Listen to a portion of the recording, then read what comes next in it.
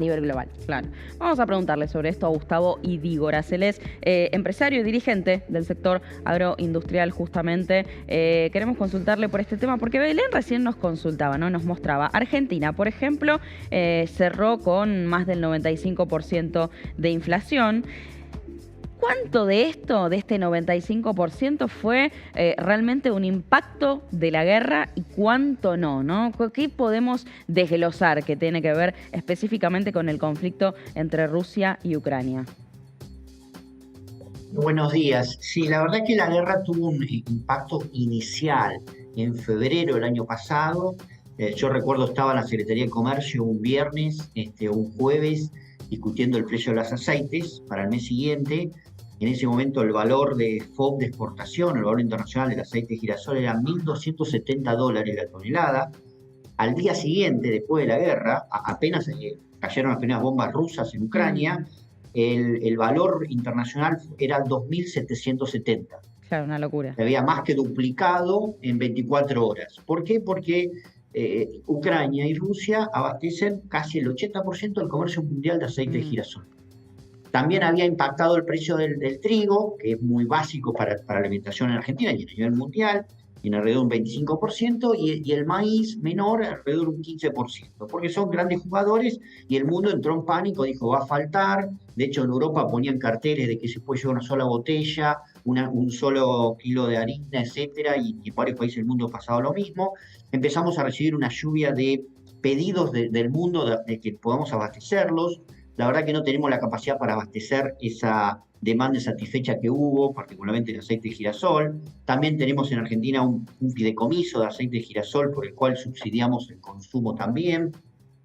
Y decir que en la práctica Argentina tuvo los primeros meses del año pasado efectos internacionales fuertes, sobre todo en trigo y en aceite de girasol, que luego, como bien marcaba tu colega, a nivel internacional se fueron paliando. Hoy no existe efecto inflacionario por la guerra de Ucrania y Rusia.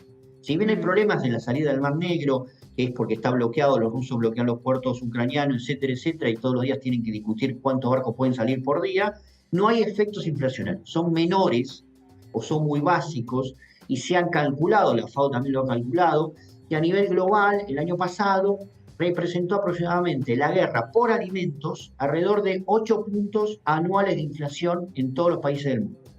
Pero la Argentina tuvo casi 100%. Por lo tanto, claramente son otras las razones ajenas a la guerra.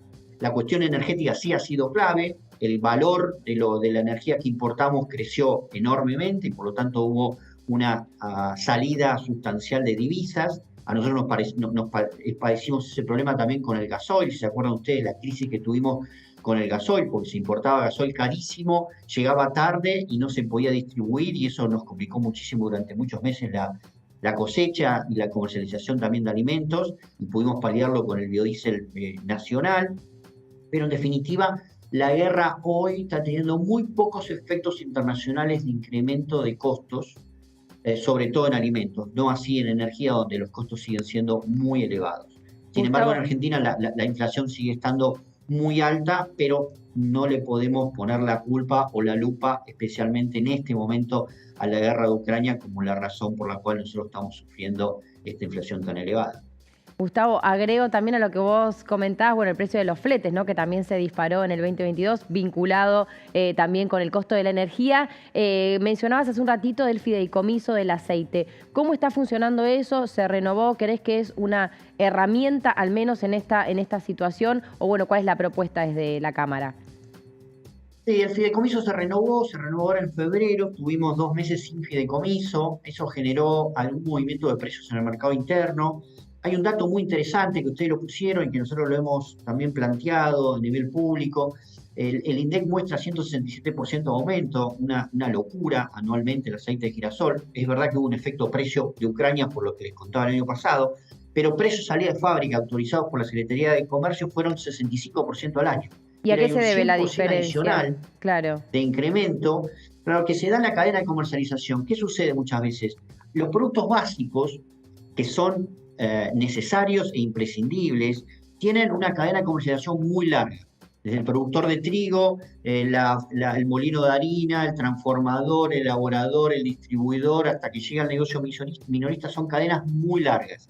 Y lo que sucede muchas veces es que hay coberturas de márgenes en las cadenas de distribución sobre productos básicos que son los más demandados, frente a otros productos que por ahí no tienen tanta capacidad de salida. Eso ha sucedido mucho con el aceite de girasol el año pasado.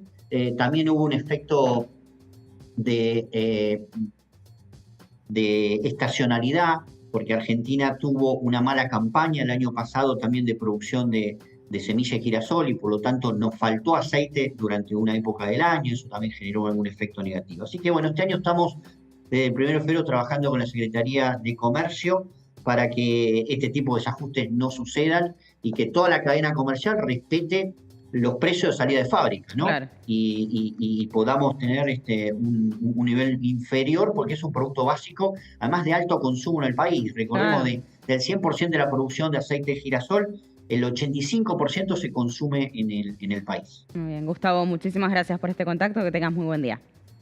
Muy buenos días.